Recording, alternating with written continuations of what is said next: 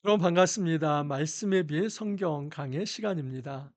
우리가 역대하 말씀을 묵상하고 있는 중입니다. 1 장에서 7 장까지 성전 건축에 관한 기사였고, 이것을 통해서 성전 신학을 요모조모 다양한 시각으로 제가 보여드렸습니다. 그리고 어제 말씀 8장 1 절에서 16 절에서는 그 성전 건축을 이제 요약하면서 특별히 솔로몬의 어떤 치적과 업적을 또 살펴보았습니다. 솔로몬은 성전을 20년 동안 궁궐과 함께 지었습니다. 솔로몬이 제위 기간이 40 년입니다. 그러므로 그의 반절 이상을 이 엄청난 토목공사에 쓴 것이죠. 솔로몬은 단지 성전만 건축한 게 아니라 전국의 국고성과 또는 요새들을 건축했습니다. 그래서 이 국방력과 또 재정을 아주 튼튼히 했던 왕이 솔로몬입니다. 이 모든 치적은 긍정적으로 봐야만 합니다. 하지만 제가 열왕기상과 연결시켜서 꼭 봐야 한다고 말씀을 드렸는데, 역대기는 포로에서 돌아온 백성들에게 이상적인 하나님 나라, 이 이상적인 이 이스라엘의 신정 통치 국가의 모습을 보여주기 위해서 솔로몬의 어떤 좋은 점들, 장점들을 부각시켜서 말하고, 이 단점들은 생략합니다. 이것은 역사를 미화시키는 것이 아니라 그 역사는 열왕기상을 통해서 배우면 되는 것이고, 역대기에서는 너희들이 추구해야 할 진정한 이상적 국가는 이러한 것이다 하는 것을 보여주려고 했던 것입니다. 그러나 여러분, 우리가 성경을 읽을 때는 어떤 한 성경만을 보고 그것이 전체라고 봐서는 안 되겠죠. 그래서 성경 전체의 시각에서 볼 때는 솔로몬의 이런 치적과 또 이런 업적이 좋은 긍정적인 부분이 있지만은, 그것을 지속하지 못했을 때 얼마나 그것 자체가 세속적이고 또 파괴적일 수 있는가, 이것도 묵상해야 한다는 것을 제가 계속 말씀을 드리고 있습니다. 자, 이어진 말씀인데 오늘은 목요일과 금요일 이틀치 말씀을 좀 전합니다. 그래서 8장 17 절에서 9장 31 절까지입니다. 17절 이하를 보면, 그때 솔로몬이 에돔 땅의 바닷가 에시온게벨과 엘롯에 이르렀더니 후람이 그의 신복들에게 부탁하여 배와 바닷길을 아는 종들을 보내매 그들이 솔로몬의 종들과 함께 오빌에 이르러 거기서 금 450달란트를 얻어 솔로몬 왕에게로 가져왔더라. 그래서 솔로몬과 후람 왕이 연합하여서 이제 중개 무역을 시작합니다. 여러분, 이 에시온 계별은 지도상 놓고 볼 때 이제 홍해의 아카바만입니다. 이 아카바만은 어디냐면 이제 이집트에서, 여러분 경로가 그렇습니다. 이집트에서 출애굽을 하고 시내산을 거쳐서 나중에 광야 생활을 할 때 이 아카바만이 있는 이 에시온 계별에서 이제 이거 이스라엘 백성이 광야 생활을 했던 곳입니다. 근데 이 아카바만이 있는 이 에시온 게벨은 항구입니다. 여기에서 시작해서 이제 조금 내려오면 홍해를 지나서 예멘에 이르게 되고, 또 사우디아라비아도 다 이제 무역권에 들어갑니다. 그래서 예멘을 지나서 더 동쪽으로 가면 인도가 나옵니다. 그리고 좀 남쪽으로 내려오면, 그러니까 아프리카의 약 서북부라고 보겠죠.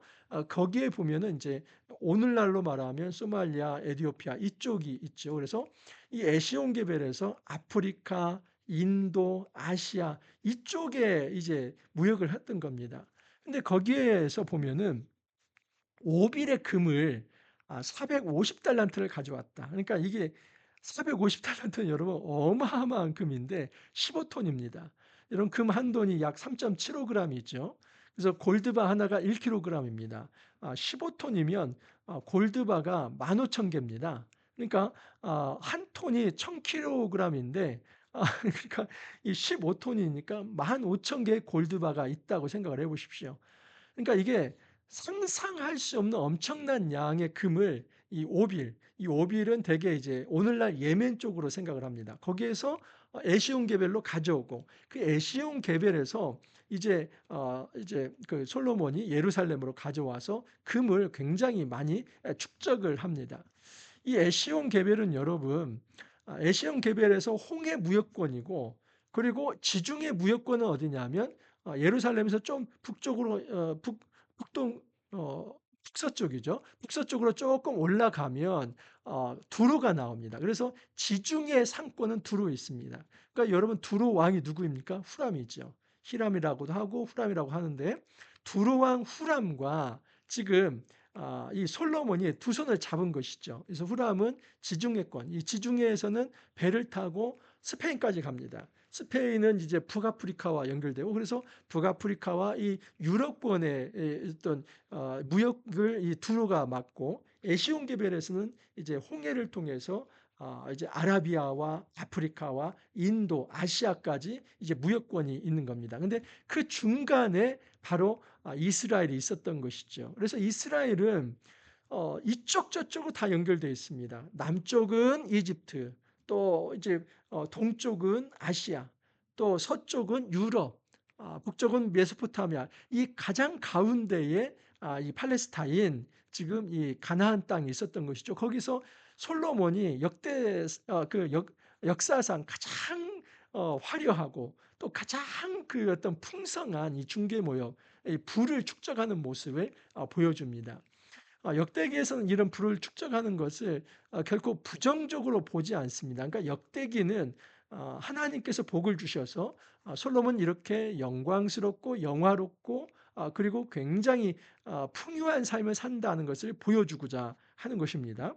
자, 9장 1절 이하를 보면 솔로몬의 그 지혜에 탐복해서 오는 여왕이 하나 있습니다. 스바 여왕인데 스바 여왕의 솔로몬의 명성을 듣고 와서 어려운 질문으로 솔로몬을 시험하고자 하여 예루살렘에 이르니 많은 시종들을 거느리고 향품과 많은 금과 보석을 낙타에 실었더라. 솔로몬이 그가 묻는 말에 다 대답하였으니 솔로몬이 몰라서 대답하지 못한 것이 없었더라. 스바 여왕이 솔로몬의 지혜와 그가 건축한 궁과 그의 상의 음식물과 그의 신하들의 좌석과 그의 신하들이 도일한 것과 그들의 공복과 수레 관원들과 그들의 공복과 여호와 전에 올라가는 징계를 보고 정신이 황홀하여 왕께 말하되 내가 내 나라에서 당신의 행위와 당신의 지혜에 대하여 들은 소문이 진실하도다. 내가 그 말들을 믿지 아니하였더니 이제 와서 본즉 당신의 지혜가 크다 한 말이 그 절반도 못되니 당신은 내가 들은 소문보다 더하도다.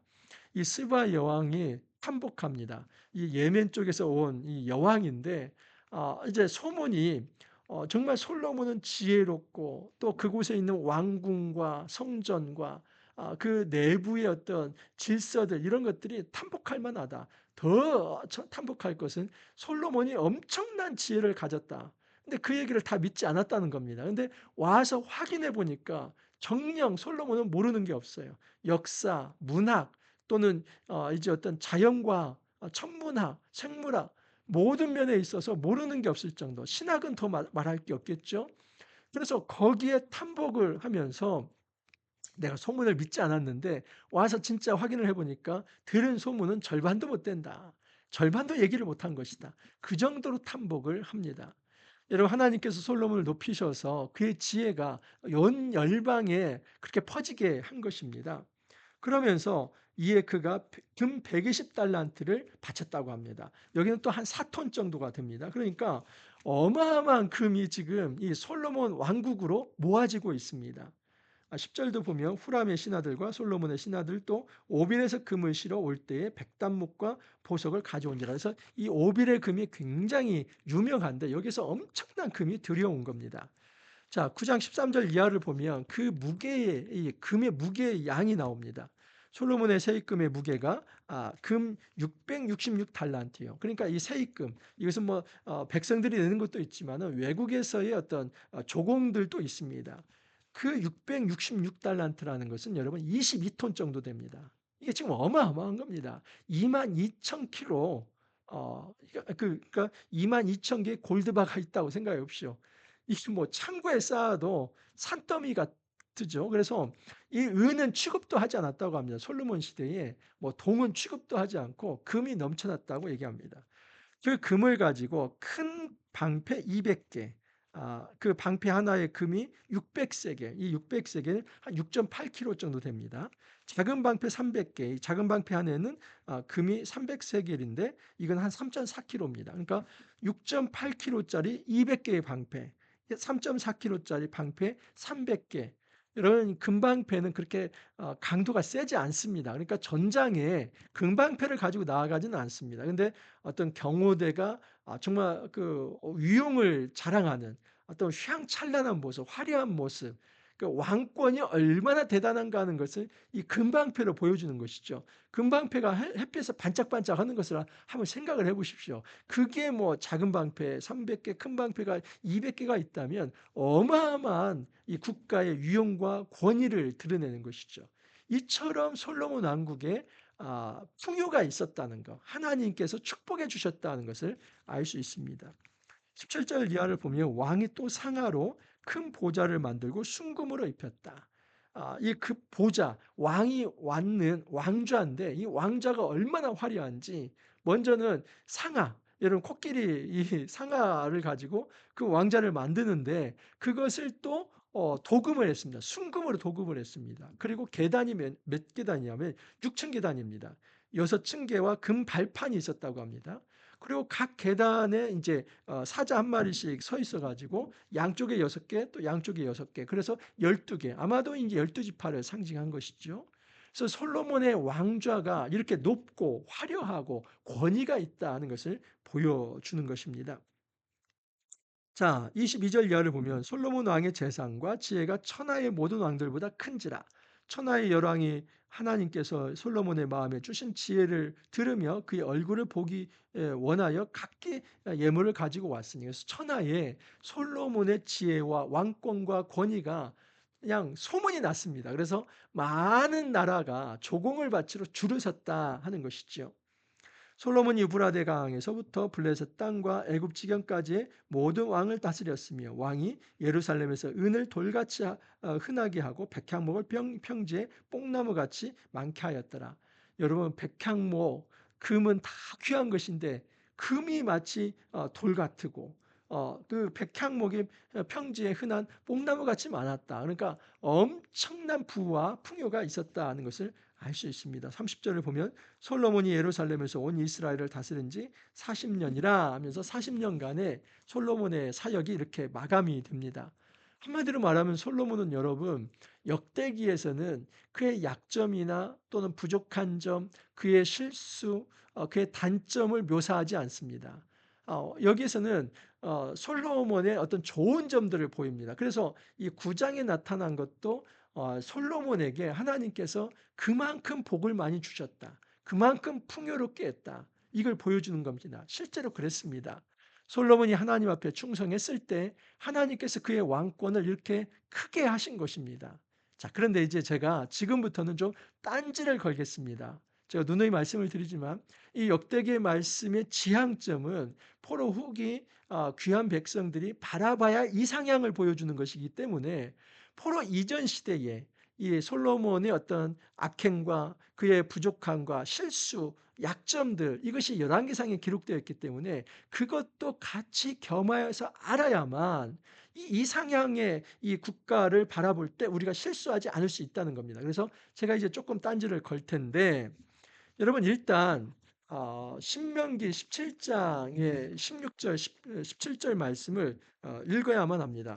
이것은 여러분 율법입니다. 그러니까 왕이 세워졌을 때 왕이 해서는 안 될 일, 또 왕이 해야 할 일에 대한 이 왕의 직분자가 갖춰야 할 어떤 규례를 가리킨 겁니다.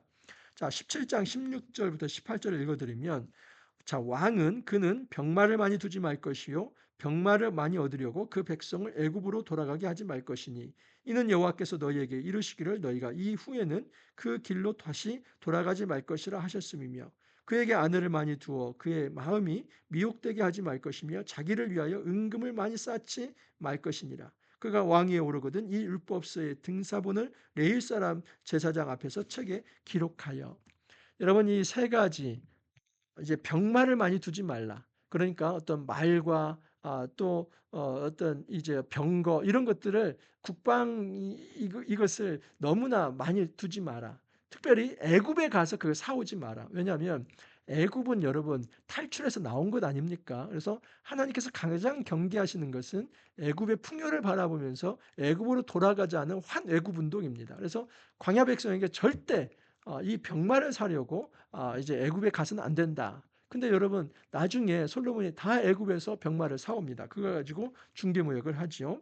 아내를 많이 두어 그의 마음에 미혹되게 하지 말라. 근데 말년에 보면 솔로몬이 엄청나게 아내를 많이 둡니다. 그래서 그 아내들이 가져온 신들을 섬기면서 솔로몬은 타락하게 되지요.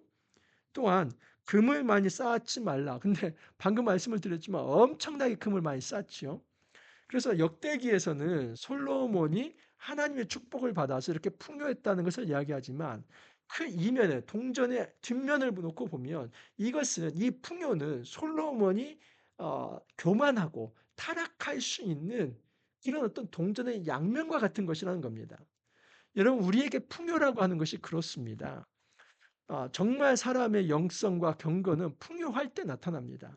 어찌 보면 어려울 때는 누구나 하나님을 찾습니다.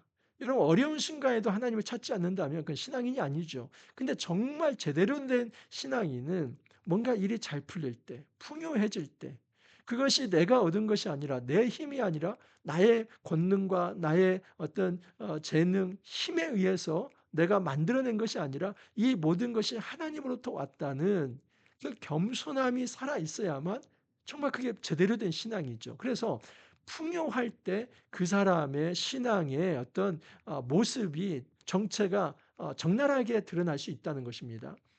아쉽게도 여러분 솔로몬은 이렇게 풍요한 결과 망가졌습니다.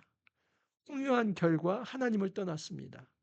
그 금에 취하고 그 어떤 화려함에 취하고 그 영광이 자기가 이뤄놓은 것처럼 생각을 하면서 그는 망가졌습니다. 하나님을 떠나고 우상을 숭배했습니다. 그 결과 하나님께서 뭐라고 말씀하십니까? 열왕기상 이제 10장, 11장이죠. 11장에 경고를 드려야만 합니다. 11장 1절 조금씩 제가 한번 읽어드리겠습니다. 여호와께서 일찍이 이 여러 백성에 대하여 이스라엘 자손에게 말씀하시기를 너희는 그들과 서로 통혼하지 말며 그들도 너희와 서로 통혼하게 하지 말라. 그들이 반드시 너희의 마음을 돌려 그들의 신들을 따르게 하리라 하셨으나 솔로몬이 그들을 사랑하였더라. 여러분 하나님이 미리 경고하셨죠. 아내들을 많이 두지 말라. 이 율법이었습니다. 신명기법이었습니다. 그것들을 많이 두었을 때는 그들이 가져온 이제 우상을 섬길 것이기 때문에 함부로 그렇게 통혼하지 말라. 근데 솔로몬은 그 말씀을 지키지 않고 그냥 정략 결혼을 통해서 그 나라를 유지하려고 했습니다. 그 결과 어떻게 됩니까? 솔로몬의 나이가 많을 때에 그의 여인들이 그의 마음을 돌려 다른 신들을 따르게 하였으므로 왕의 마음이 그의 아버지 다윗의 마음과 같지 아니하여 그의 하나님 여호와 앞에 온전하지 못하였으니 다윗 말년에 이제 죄송합니다. 솔로몬 말년에 나이가 많이 들었고 그가 힘이 없을 때 아내들은 젊고 이제 힘이 있을 때 그 아내들이 가져온 신들을 솔로몬은 말년에 다 섬겼다는 겁니다. 그러니까 솔로몬은 여러분 타락한 것이지요. 이는 시돈 사람의 여신 아스다롯을 따르고 암몬 사람의 가증한 밀곰을 따름이라 솔로몬이 여호와의 눈앞에서 악을 행하여 그의 아버지 다윗이 여호와를 온전히 따른 같이 따르지 아니하고 이게 열왕기상의 고발입니다. 그러니까 솔로몬은 그의 행정 초기에 왕정 초기에 신실했고 또 정말 훌륭한 사역을 했습니다. 20년 동안 성전을 건축한 거 잘못한 거 아닙니다. 또 은금을 많이 쌓은 것도 잘못한 거 아니죠. 그런데 그 결과 그는 교만하여져서 하나님을 떠났다는 것입니다. 이 풍요 속에서 하나님을 떠나는 비극적 행보를 걸어간 것입니다. 하나님 어떻게 하십니까? 하나님께서 여호와께서 솔로몬에게 말씀하여 이르시되 내게 이러한 일이 있었고 또 내가 내 언약과 내가 내게 명령한 법들을 지키지 아니하였으니 내가 반드시 이 나라를 내게서 빼앗아 내 신하에게 주리라. 결국 여러분 이제 솔로몬의 아들이 르호보암인데 르호보암이 이 다윗 왕권을 끝까지 이어가지 못합니다. 그래서 남과 북이 갈라져서 북은 여로보암이 차지하고 르호보암이 남쪽의 이 유다만을 이제 다스리게 됩니다. 엄청난 비극의 씨앗을 사실은 솔로몬이 남기게 되는 것이죠. 자, 또 하나를 놓고 보면 이 에시온게벨에서 중개구역이 얼마나 위험한 것인지 한번 보겠습니다. 자, 이 말씀은 열왕기상 22장인데 22장 43절 이하를 보면 43절 이하를 보면 여호사밧이 그의 아버지 아사의 모든 길로 행하며 돌이키지 아니하고 여호와 앞에서 정직히 행하였으나 산당은 피하지 아니하였으므로 백성이 아직도 산당에서 제사를 드리며 분향하였더라. 여호사밧에 대한 기사가 나오는데 여러분 여호사밧은 아합과도 이제 손을 잡았고 아합의 아들인 아하시아와도 손을 잡습니다. 그러니까 여호사밧도 아사의 길을 걸어서 정직하게 행한 부분은 있지만은 그가 이 세속의 왕권들과 야합하면서 부정한 일을 행했다는 그 지적이 나옵니다. 자, 어떤 지적이 나오냐면 49절 이하를 보면 48절부터입니다.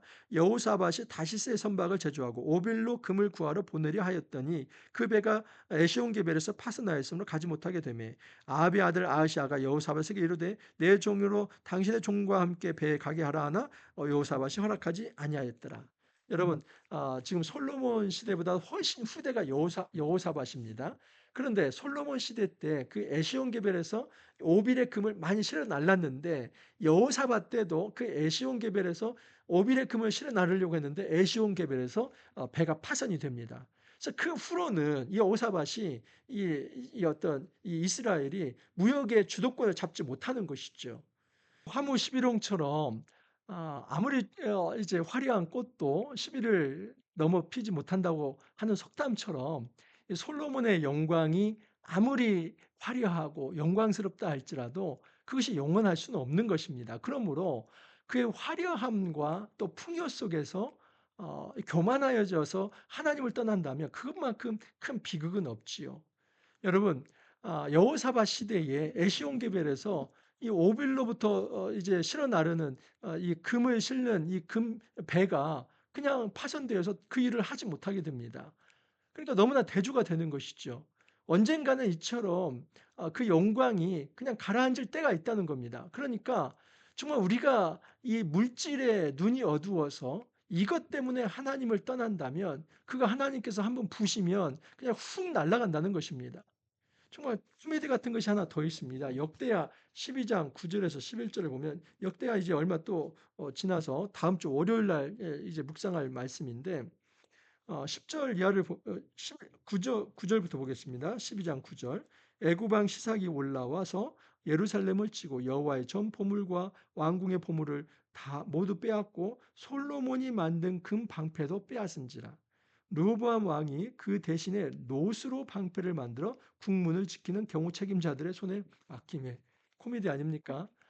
애굽 왕 시삭이 이제 그 이 르호보암 시대 그러니까 솔로몬이 죽고 한 대를 못 넘어간 거예요. 그 아들 때인 르호보암 때에 이 애굽 왕 시삭이 올라와서 그냥 이 이스라엘을 쳐서 그 금을 다 빼앗아 갔다는 겁니다.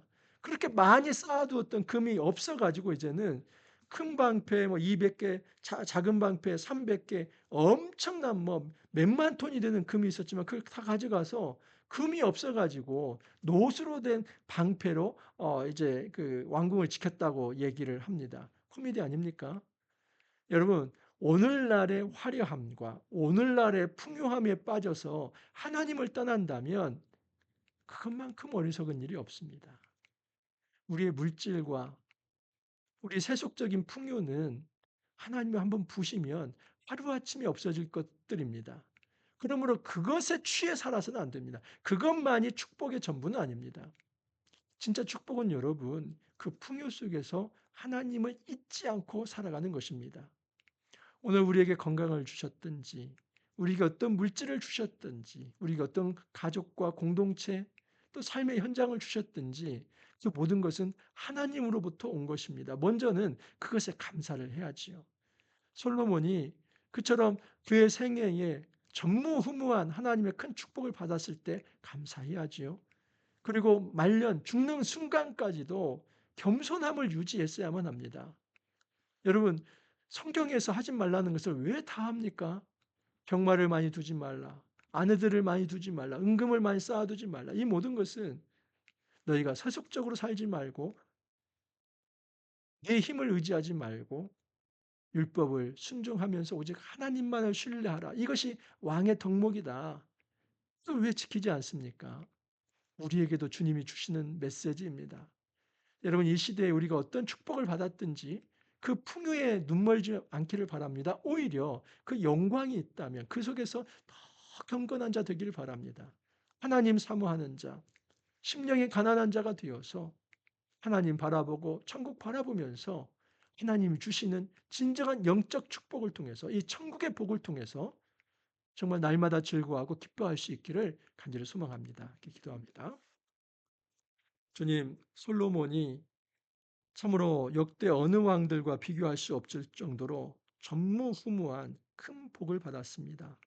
그러나 그가 교만하여서 하나님을 떠났을 때에 그의 사후에 한 대도 지나지 전에 남과 북이 갈라지고 또 외적의 침입을 받으며 그리고 모든 경제적으로도 열악한 상황이 전개되는 것을 보게 됩니다.